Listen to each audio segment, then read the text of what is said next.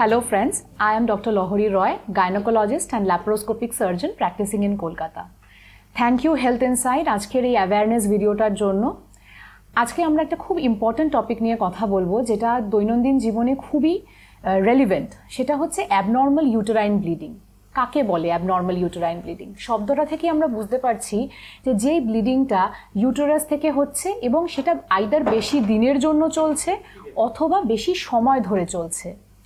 এবার এইটা ডিপেন্ড করবে যে কি কারণে হচ্ছে, তার উপর ডিপেন্ড করবে যে ট্রিটমেন্ট আমরা কি প্রোভাইড করব।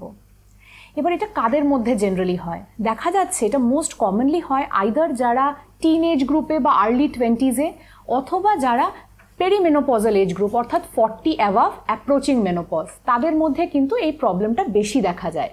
আচ্ছা, আপনি কি করে বুঝবেন যে আপনার অ্যাবনর্মাল ইউটেরাইন ব্লিডিং হচ্ছে? যদি আপনার ব্লিডিং 7 ডেজের চেয়ে বেশি কন্টিনিউ করে পিরিয়ডস, যদি আপনি ক্লট পাস করেন এবং এক একটা ক্লট যদি একটা পাতিলেবুর সাইজের চেয়ে বড় সাইজের হয়, যদি আপনার দিনে 3টে বা 4টের বেশি স্যানিটারি ন্যাপকিনস ইউজ করতে হয়, যদি আপনি দেখেন যে আপনাকে মাঝরাতেও ঘুম থেকে উঠতে হচ্ছে টু চেঞ্জ ইয়োর প্যাডস, যদি আপনি খেয়াল করে দেখেন যে আগে যা রিকোয়ারমেন্ট ছিল, আপনার যে কদিন পিরিয়ড হতো যা রিকোয়ারমেন্ট ছিল ন্যাপকিনসের তার ডাবল হয়ে গেছে, সেই ক্ষেত্রে কিন্তু বুঝতে হবে যে ব্লিডিং অত্যাধিক হচ্ছে।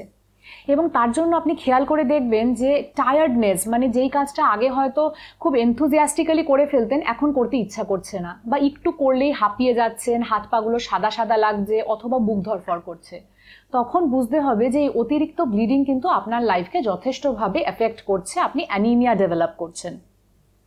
এবার এগুলো কিরকম ভাবে হতে পারে? একটা হতে পারে যে যখন পিরিয়ড হচ্ছে তখন বেশি হচ্ছে, আবার হতে পারে যে দুটো পিরিয়ডের মাঝখানে হঠাৎ করে কিছু ব্লিডিং হচ্ছে, বা হতে পারে যে আপনার পিরিয়ড আগেই বন্ধ হয়ে গেছে, আপনি মেনোপজ অ্যাপ্রোচ করে গেছেন, তার 1-2 বছর পরে হঠাৎ করে আবার ব্লিডিং স্টার্ট হলো, কিংবা হতে পারে যে হাজব্যান্ড ওয়াইফ একসাথে থাকার পরে একটা ব্লিডিং ডেভেলপ করছে। এরকম যে কোনো কেসে কিন্তু আপনাদের উচিত জিনিসটাকে ইগনোর না করে যত আর্লি আপনারা কনসাল্ট করবেন গাইনোকোলজিস্ট বা আপনার নিজের ডক্টরকে, তত কিন্তু তাড়াতাড়ি এগুলো সেরে যাওয়ার চান্সেস থাকবে। এবার আমরা আসি যে আপনি ডক্টরের কাছে আসলে এটা ডায়াগনোসিস হবে কি করে। তার জন্য আমরা বেসিক কিছু টেস্ট করতে দিই আপনাদেরকে, যেমনি ধরুন একটা ব্লাড টেস্ট করে দেখবো আমরা যে আপনারা অ্যানিমিয়া ডেভেলপ করছেন কিনা, একটা আলট্রাসোনোগ্রাফি করে দেখে নেওয়া যে পেটের ভিতরে এই যে ইউটেরাস বা ওভারি এগুলোর মধ্যে কোনো অসুবিধা আছে কিনা যেই কারণে আপনার পিরিয়ড বেশি হচ্ছে। কি জাতীয় অসুবিধা? হতে পারে যে কোনো পলিপ ডেভেলপ করেছে ইউটেরাসে, কোনো টিউমার ডেভেলপ করেছে, ওভারিতে কোনো সিস্ট হয়েছে। যেমনি আজকালকার দিনে পলিসিস্টিক ওভারিটা এত কমন যে প্রত্যেক 10 জনের মধ্যে 7-8 জন মেয়ের ক্ষেত্রে তো আমরা শুনেই থাকি যে পলিসিস্টিক ওভারি আছে। এবং সেই ক্ষেত্রে ইরেগুলার ব্লিডিং হওয়া, যেটার মধ্যে কিন্তু হেভি ব্লিডিং বা অ্যাবনর্মাল ব্লিডিং ইনক্লুডেড, এরকম কিন্তু আমরা অনেক সময় দেখতে পাই। এবার ট্রিটমেন্টটা ডিপেন্ড করবে আপনার কি কারণে ব্লিডিং হচ্ছে তার উপরে। প্রথমত তো অবভিয়াসলি বাড়িতে যেটা আপনি করতে পারেন যে আয়রন রিচ ফুড খেতে পারেন, যেগুলোতে বেশি পরিমাণে আয়রন আছে, যেমনি খেজুর, বাদাম, বিভিন্ন ধরনের গ্রিন ভেজিটেবলস, শাক সবজি, এগুলোতে কিন্তু প্রচুর পরিমাণে আয়রন থাকে।